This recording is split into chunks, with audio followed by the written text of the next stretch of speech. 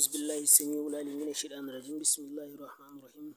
اللهم صل على سيدنا محمد وعلى آله صلاة دائمة بدوام ملك الله.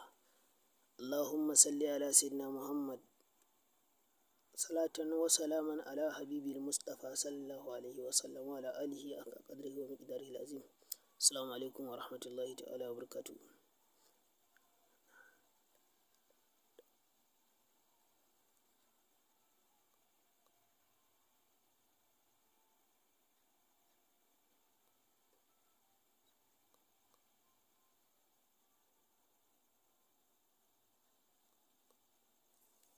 Assalamu alaikum warahmatullahi ta'ala wabarakatuh. Al'ummar musulman duniya barkamu da warhaka, barkamu da sake haɗuwa da ku a cikin wannan babban channel namu mai girma mai albarka. A yau ga mu ɗauke da wani sirri game da mallaka. Alhamdulillah. Assalamu alaikum warahmatullah. Sirri ne mai girma game da mallaka. Sirri ne mai ƙarfi game da mallaka. Sirri ne mujarrabi game da mallaka. Sirri ne fitaccen sirri game da mallaka. Sirri ne babban sirri mai matsayi a cikin layin mallaka. Don ko yau da safe na gama aikatawa wata mata wannan sirri na mallaka ƙwarai da gaske. A yanzu haka abubuwan da na aikin ma suna nan a tare da ni, a kusa da ni, a gurina. Wannan na aiki da hayaƙin mallaka, da hayaƙin da ake ce masa bita zaizai, da hayaƙin da ake ce masa kwallon tsohuwa, duk na yi aiki da su a ciki. Na sa gidan zago ƙwarai da gaske a cikin aikin. To alhamdulillah, wancan hayaƙai da na lissafo su ana turara wannan layin ne da su. Wannan layin kawai shine aikin. Da ka zaran ka rubuta wannan kawai ka sa sunanka a sama, sunanta a ƙasa, ka mallake ta ko? Shikenan sai kana gama rubutun sai kai laya. Baƙar mallaka ce, a baƙar takarda ma ake rubuta ta. Kana gama rubutun sai kai laya.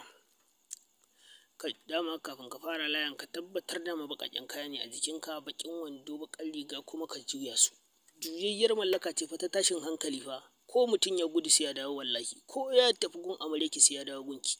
Ko ya juya miki baya ya kaɗa hankalinsa gun amaryarsa wallahi sai ya dawo gunki. Idan asiri suka yi masa, ko asiri na matsi suka yi masa, ya ji gaba ɗaya sai ita hankalinsa ya rikice, sai ita wallahi sai ya dawo. Sai ya dawo. Na sake gaya muku sai ya dawo, sai dai in ba a yi aikin nan da muka gaya ba. Baƙaƙen kaya ake sawa sanda za a yi rubutun. Baƙar takarda insha Allahu, insha Allah baƙar takarda. Kuma kar ka kalli gabas in za ka yi, kuma kar ka yi rubutun mai kyau. Kar ka yi sa haka yanda aka yi sa a tsare a jira, balangwaje za ka yi. Kuma ka rubuta, tabbatar ka rubuta daidai. A balangwajen za ka rubuta daidai. A haukace fa zai dawo. Wallahi a haukace zai dawo. Da zaran ka rubuta layin shi kenan kawai. Dama kar ka tabbatar kana farin ciki za ka rubuta layin, kuma kar ka tabbatar haƙorinka ya fito. Ka ɓata rai na a zo a gani. Shi kenan ka kuntume, ka kumbura, ai ka rubuta sirrin. To alhamdulillah. Shi kenan da ka zaran ka rubuta sirrin wa'annan ciyawar mallaka da ɗan kaɗafi, sai ɗafardu. Shi kenan sai a samu hayaƙin bita zaizai. To su ne dai hayaƙan, sai a turara layar. Sai a turara layar da wa'annan guda uku. A turara layan ɗan kaɗafi, bita zaizai, mallaka, manta uwa, da su a turara layan. A tabbatar ta turaru. Aƙalla a mata turare 7 a rana ɗaya. Da zaran an mata turare 7 ɗin nan, abin da za a yi shi kenan, sai a je gidan tururuwa. A karanta suratul yasin a tsugune, a karanta suratul yasin a zaune, a karanta suratul yasin a tsaye. Kayan naka duk suna juye, kuma da daddare ake aikin. Sai ka dama akwai hatsi a cikin kwananka. Sai ka zira layar, kar ka yadda inda ƙofar da za ka zira ta iya fitar da ita in za ta fita. Dole ka, bayan ka zira layan ka ɗan daddana layan ya tafi sama saboda ko gefe yanda in za ta turo ta wuce. Sai ka cike wannan hanya, ka ɗuɗɗura mata wannan abincin da ka zo da shi, ɗan hatsi a cikin wani abu insha Allah. Sai ka ɗan zuzzubar a bakin gurin sosai insha Allah. Sai ka shafa musu turaren kamfani ko ɗan duwala. Shi kenan mallaka ta ƙare. Wannan yasin ɗaya a zaune, ɗaya a tsugune, ɗaya a tsaye. Abinda za ka yi kenan. Alfarman Muhammadu Rasulullah sallallahu alaihi wasallam sai tashin zancen.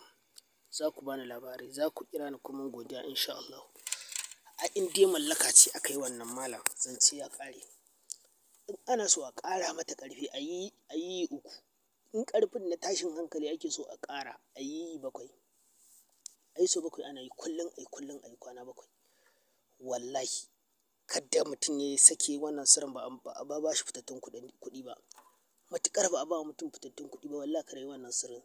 Saboda matuƙar ka yi wannan sirrin malam so 3 a jeren nan sai ka yi zazzaɓi. Ba ƙaramin dafa'inka ne zai kai dafa'i ba kai zazzaɓi ba. In kuma dafa'inka bai kai dafa'i ba kuma shi kenan ai har ruwa ma sai ka sha. To don haka wanda mutum ya shirya ya san yana da dafa'in aiki kafin ya kama aiki. Wallahi kuma duk wanda zai baka kar ka tausaya masa buƙatarsa za ta biya. A karɓi kuɗinsa kawai gaskiya ya baka kuɗin da aka siyo wancan abun kuma kai ma ya biya ka. Wassalamu alaikum warahmatullahi.